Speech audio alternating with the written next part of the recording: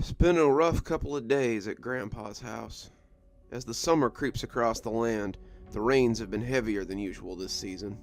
It seems like the grass needs cutting every weekend, and this weekend it looked more like hay than grass. It's my own fault. Grandpa and I have been busy with the flea market stall lately, and the house looks pretty shabby because of it. So, one Sunday morning, I took it upon myself to put the house and the yard in order. The grass in the yard was nearly as high as I was, and it seemed the best place to start. When I came to live with Grandpa, he showed me the mower he had in the shed, and I remember rolling my eyes at the ancient old thing. It was a push mower, something Grandpa called a Flintstone, and after a few days of shoving it around, I begged him to buy something with a motor. Grandpa laughed about it, but there was a brand new push mower in the shed next time I went to go mow the grass. As I set to work now, I kinda wished I'd asked for a rider instead. I was pushing the hateful engine through the tall grass when I hit something and nearly fell over the front bars. Looking up, I wondered how I had missed the sparkling bottles that protruded from the scraggy grass. Grandpa's yard was full of such weird ornaments, gnomes and bird baths and things like the tinkling sculpture I had run into. It wasn't until I pulled the mower back, though, that I heard the cracking and realized I had damaged it. The glass around the sculpture may have been high, but the grass around it was short and freshly cut. When the bottles collided with the ground, they burst in a small explosion of angry glass. I reached out a hand, meaning to right the thing, and was suddenly enveloped by the worst pain of my life. I looked down to see if I'd stepped in glass, wobbling around as I slapped at my skin. It felt like glass shards were piercing me all over, and I worried for a moment that I had stirred up some ground wasps. It was every piece of glass from the broken bottles was making its way into my skin. I wobbled towards the house before falling onto the freshly cut lawn. When I came back to myself, Grandpa was standing over me. "You okay, son?" "Yeah," I groaned, my skin still burning as I slapped at it. I guess the sun got to me or something. I remembered the thing that I had broken and pointed at the remains of the shattered sculpture. "Sorry, Grandpa, I think I broke your sculpture or something." He looked over at the pile of glass and wood, and the color drained from his shriveled face. "Oh no," came a whisper, and it sounded as frail as a dried leaf. For a man his age, Grandpa gets around surprisingly well. Today he was nearly running as he went over to the thing. He went to the weird whatever it was and lifted it up so he could inspect the bottles. I got to my feet and came up behind him, and it was only then that I noticed the colors. Most were blue, but there were some green ones and some brown ones, maybe a clear one or two. Grandpa sucked in a hissing breath, and I could see that the ends of many were jagged and smashed. "This is bad, son," he said, and when he looked at me, his eyes were full of sorrow. "What do you mean? I see you break bottles almost every night of the week." "Yeah, but not these bottles," Grandpa hedged, lifting the thing and placing it back into the ground. He set about replacing the broken bottles and putting them in a nearby wheelbarrow. I reached out to help him, but he caught my wrist and pushed it away politely. I watched him go about his work, and when the wheelbarrow was full, he wheeled it beside the house and out of sight. He came back with a box that rattled a little and started walking around replacing the bottles I'd broken. "Grandpa, what's going on?" "Well, son, you broke my bottle tree." "Your what?" I asked, unfamiliar with the word. "Dear Lord, have you never heard of a bottle tree?" he asked, looking at me as though scandalized. "No, I don't believe I've ever heard of one till today." This seemed to anger him even more. "Has my daughter forgotten everything? She doesn't teach you about bottle trees or crickets at Christmas or anything." He put the last bottle on a little too hard, and when the neck broke and sent it spilling to the ground, he picked it up and threw it in the woods. I thought you said—" "Doesn't matter, that was a clean bottle anyway." "Clean?" I asked, but Grandpa was in a hurry. He had begun stomping off towards the house, muttering under his breath as he mounted the stairs. I stared after him, catching him easily, but he put out a bony hand to stop me before I could take a single step onto the porch. "Oh no, not yet. No way you're bringing them spirits into my house. You wait here till I get my bag. Make yourself useful while you wait and bury those bottles in the side yard." I asked him why, but he just said there would be plenty of time to talk while we walked to the river. With no answer forthcoming, I shrugged and set about burying the bottles in the wheelbarrow. By the time they were all buried, Grandpa had returned with a satchel and a determined look on his face. "Come on then, best we get started." Get started with what? I asked, feeling my frustration mounting. I had broken some weird piece of art that just sat out in the yard. What the hell was going on? The way he sounded, it was like I had desecrated the altar at the Baptist church. You're cleansing. We need to do it before nightfall. Otherwise, things may get very bad for you. He had turned to go, his heading taking us towards the woods, but when I threw the shovel down, he jumped a foot in the air. But why? Why do I need to be cleansed? What the hell did I do? Grandpa sighed, his eyes already judging the sun as he thought about the best way to explain. If you come with me, I'll tell you everything along the way, but we have to hurry. What's waiting for you tonight would make the cricket I had in my head look like a fond memory. I was left with very few options, and Grandpa had never steered me wrong before. I followed him into the woods with only the slightest hesitation. Once we were beneath the canopy of the Georgia woods, I felt safe enough to ask him what was so important about the bottle tree I had wrecked. You remember when I taught you about spirits and how to get them out of your house? Well, a bottle tree is a good way to do just that. Oftentimes, spirits travel from the place where they were released, scared and angry, and that's how they become trapped in people's houses. The bottles confuse them, though. They give them somewhere else to go. They see the blue bottles and think that they're going towards the sky, or the green bottles and believe they're going towards the trees. Once inside, however, the spirit is trapped and it can't get out. How exactly are they dumb enough to get stuck in a bottle? I asked. Grandpa laughed, stepping under a branch that I was forced to shove aside. The spirit is confused after being ejected from the body. Not all spirits become dark. Some are just good people trying to move on, who get a little lost along the way. Whatever the case, the spirits get trapped in the bottle, and when the sun rises, they burn up.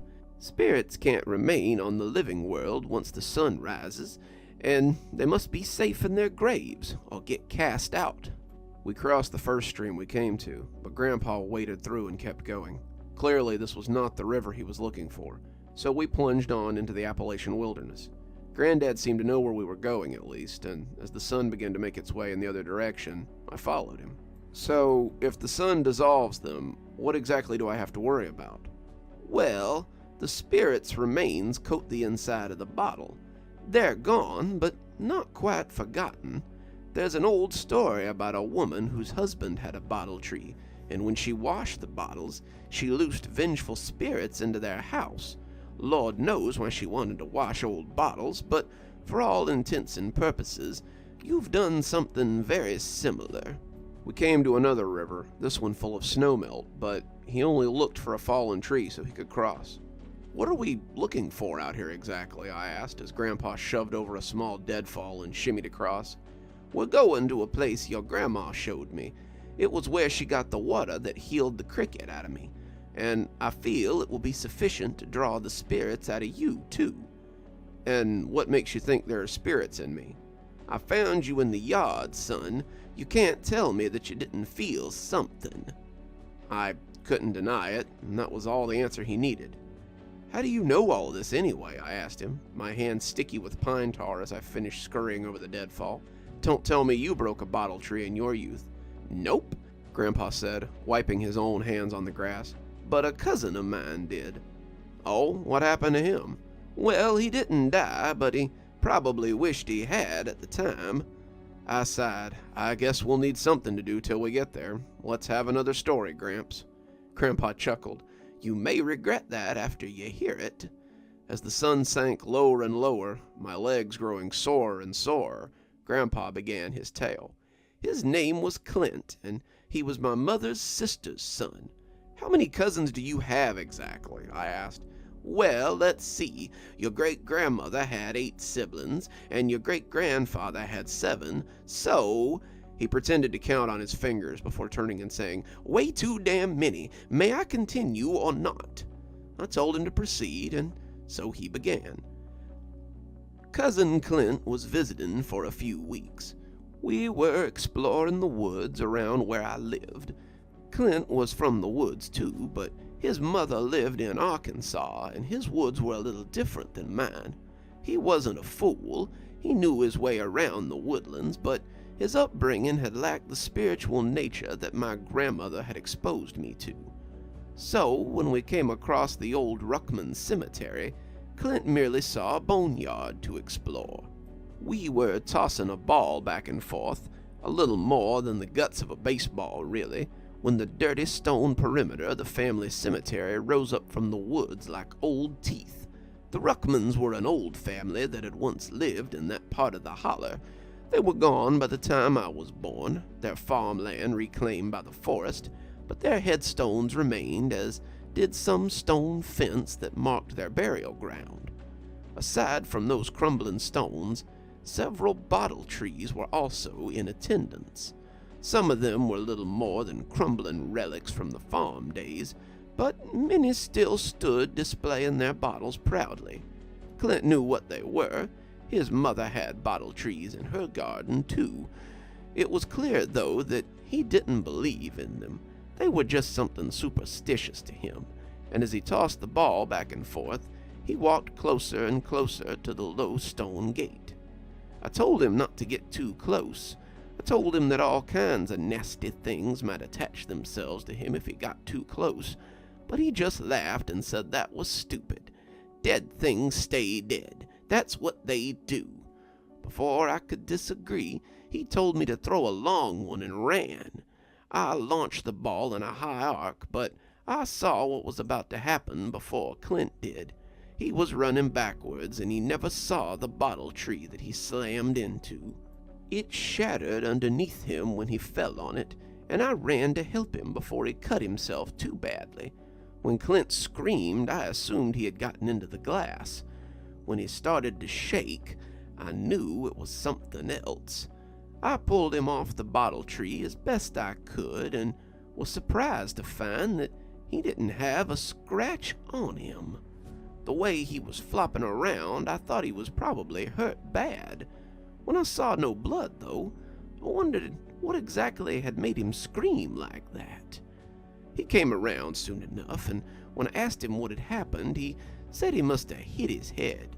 God, it hurt so much, though. I don't know what it was, but it hurt like fire. I checked him over, but we were losing the sun by then. It was late afternoon, and we needed to get home before supper got cold. So we set out, Clint stumbling a little as we headed for home, and me keeping an eye on him. He seemed a little woozy, but I didn't think much of it as we made our way over the familiar hills and through the hollers. It began as an itch. Clint began to scratch his arms, slapping at himself as though bugs were on him. I asked him if he were okay. He said it felt like something was biting him, and he wondered if maybe he hadn't blundered into some poison ivy. The further we went, the more his itching became pain. Clint staggered as the sun rode low, saying he must have gotten some glass into him when he fell. He said it felt like his insides were on fire, and I had to throw an arm over him to see if I could help him get back to the house so someone could look him over.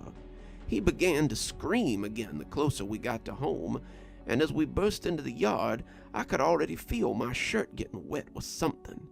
I looked down to find him oozing blood from a dozen wounds. I let him drop to the ground, and as he fell, he began to scream and writhe. It was as if he had fallen on a porcupine, and when I ran from my mother, I wasn't sure I would see him alive again. Mama came on the run, Daddy too, and my aunt was right behind them as they came to see what was wrong with Clint. His skin oozed blood, like small red rivulets, and we could do little but watch him bleed with no idea how to stop it. Until, that is, Mama told me to go get Grandma, and I went on the run. The longer I listened to the story, the more scared I became. When he first spoke about the itch, the sun was still high in the west, but as it sank lower and lower, I started to feel like ants were crawling on me. I slapped and checked myself for bugs, but Grandpa just went right on with his story. If he noticed at all, I mean. I couldn't understand what was going on, but the longer we walked, the more I felt like the itch was becoming a burning under my skin. At first it was like a sunburn. It itched and burned and was irritated, but the The feeling wasn't too bad. It made the feeling of my jeans rubbing against my legs truly irritating, though. And my shirt felt like it was made out of twine instead of cotton. Was this how Clint had felt as he left the graveyard for home? When would I start to bleed out of every pore? How long would I have before I could no longer control my legs and Grandpa would have to carry me? "Are you okay, son?" Grandpa asked, and I nodded and told him to go on. Grisly story as it was all that was keeping me distracted from the itch and the building of the burning.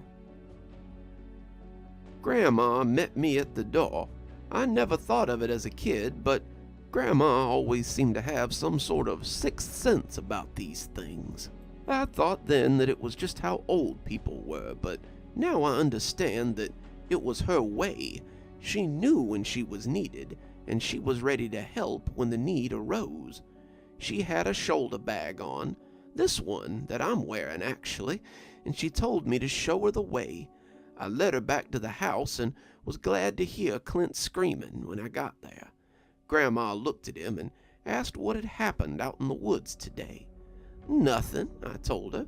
We were playing with a ball and exploring the woods, and then But that's when I remembered the bottle tree. Clint fell on a bottle tree over by the Ruckman's cemetery. Grandma was in her bag in an instant. Hold him down. He's not going to like this.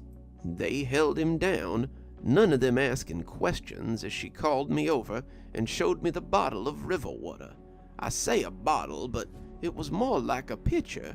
It held a large wax seal on top, and when she uncorked it, the water shimmered like a trout's scales. From a stream I know of.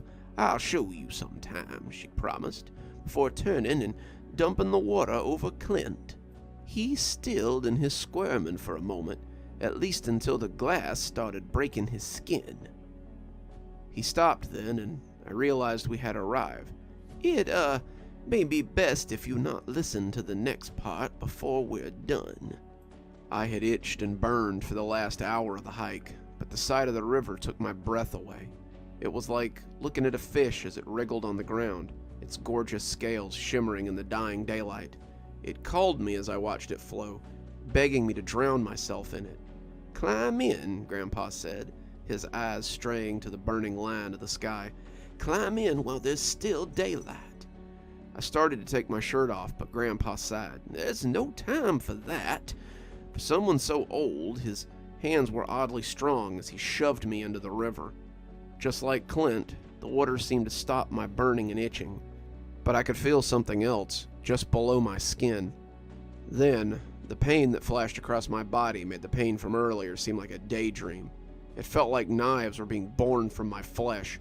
It felt like someone was pulling teeth out of my skin.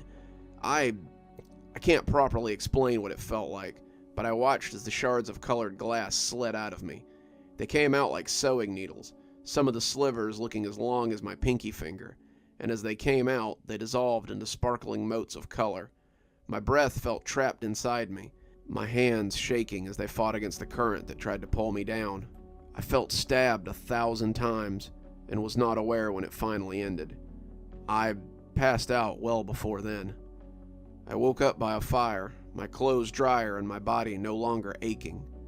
"I didn't think you were ever gonna let go of that bank," Grandpa said, making me jump a little. "I'd wager you still have some soil under your nails." I lay there, still trying to come to terms with what I'd seen. It appeared that Appalachia was full of more mysteries than I could imagine. "You did well. I wasn't sure you would, but I don't think the spirits in my bottle tree were as bad as Clint's. The graveyard had existed for hundreds of years or more, and there was no telling what sort of hateful spirits had gotten holed up in there." Did he live?" I asked, a little afraid of how weak I sounded. "He did, and thankfully he didn't remember any of it. I suspect that he blocked it all out, but he wouldn't go near a cemetery for the rest of his life. He was cremated when he died. He refused to let them put him in the family plot." He looked up as a log popped, watching the embers drift up as he smiled contentedly to himself. "This reminds me of the night I met a Sasquatch out here. I was out here drinking but I never even heard how it began. I was snoring before He even got past the setup, hoping this was the longest day I'd ever have in the Georgia hills. Good evening, everyone. It's me, Dr. Plague. Thanks for joining me for another story. Well, I hope you enjoyed your trip to Appalachia today. I should think there will be a lot more to come from our narrator and his wild storytelling grandpa. I've got a big story planned for Grandpa coming up, so I hope you'll join me for that. If you enjoyed today's story and you don't want to miss our next Appalachian Grandpa adventure, I would recommend you hit that subscribe button, maybe even hit that notification bell so you don't miss a single story that we do here. If you'd like to read some of my other work, I've got a link to my Reddit account down there where I publish all my stories. Speaking of publishing, there's a link to my book down there as well. You can purchase your own off of Amazon, or you can send me a message through Reddit and I'll ship you a signed copy. You know us writers, we like to sign our name to anything that'll stand still long enough. However you support the show, know that I appreciate it, and I can't wait to see you back next time. Speaking of supporting the show, let's go ahead and thank our patrons. Thanks to Janet for being our Spooky Skeleton tier contributor. Thanks to Leslie Lou Riddle, Emily Coltsfoot, and Xaronana for being our Ghostly Reader tier contributor. And thanks to Glen Jenkins for being our Ghostwriter tier contributor. Thanks, everyone. We just couldn't do it without you. If you too would like to support the show, come on down to Patreon. For just $5 a month, you too can be part of our Spooky Skeleton tier army and get your stories on a Tuesday and a Thursday, and have your name read out at the end of every TikTok and every YouTube video I do. Patrons also get to suggest a story for my Monday story. So, if you've got something in mind, come on down. I don't think you'll be disappointed at all. And as always, thanks for stopping by. Dr. Plague, signing off. Have a wonderful evening.